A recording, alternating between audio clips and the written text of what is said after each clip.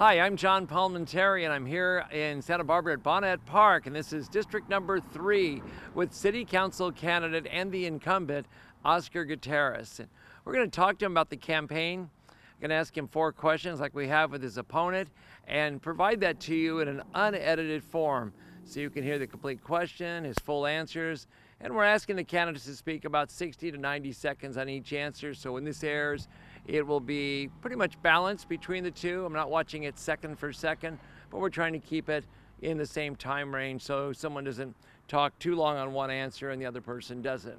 So let's get started with Oscar Gutierrez, who's seated on the Santa Barbara City Council now and running for re-election. We're here in his district, the Westside area of Santa Barbara's part of the district, but it extends all the way over to State Street. So he has a lot of influence in what happens in Santa Barbara in his district role and in general. So what specifically are the concerns in your district, Oscar? Do you want to address both short-term and long-term if you're reelected? Sure, yeah. Long-term would be the cost of housing and available affordable housing.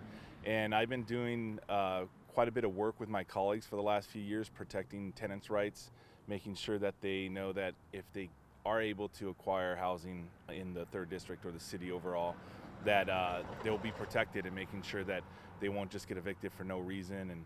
And we're trying to do more.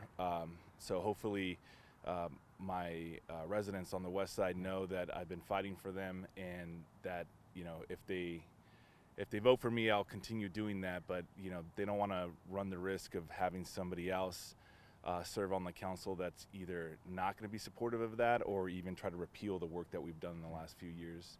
So that's the one long term.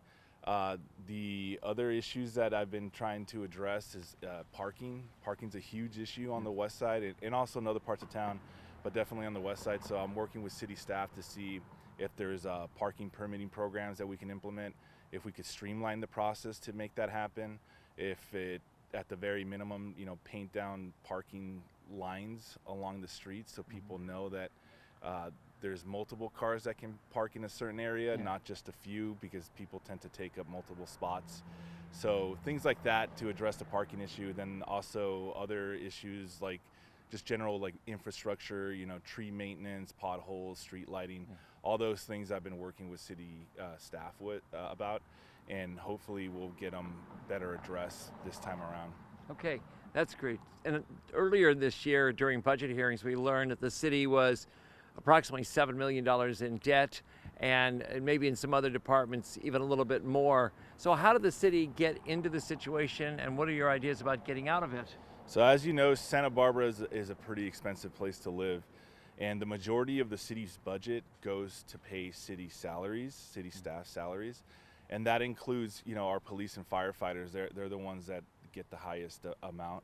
So in order to have a fully staffed you know, experienced firefighting department and also police department, we need to pay them accordingly. So the majority of our budget went to that, and it caused a bit of a debt, but, you know, we got to make sure our number one priority is community safety.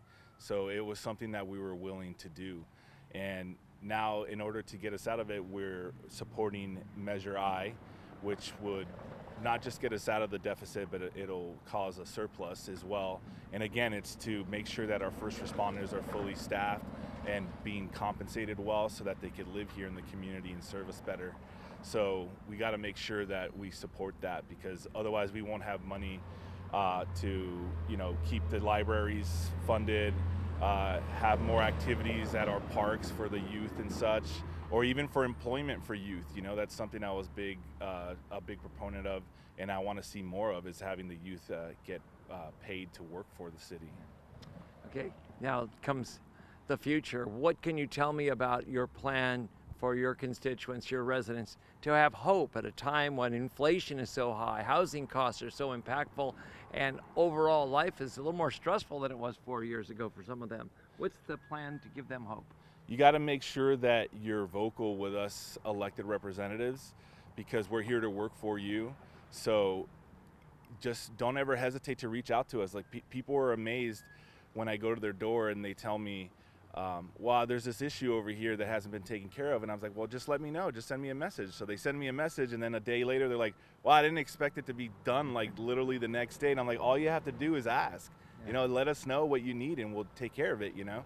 So that's the hope I want to tell everybody, is that you literally just have to ask and reach out to us, and we can make it happen. Good. And finally, we're in a situation now where not all elected bodies, as we know, really get along well or vote unanimously well, or even have trouble getting to a majority.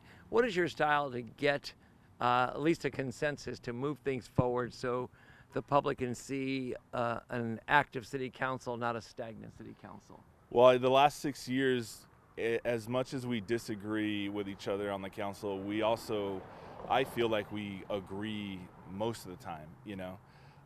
So after 6 years of working with each other, we know how to talk to each other, we know how to communicate and get things done fairly efficiently and quickly. So I would continue that, you know.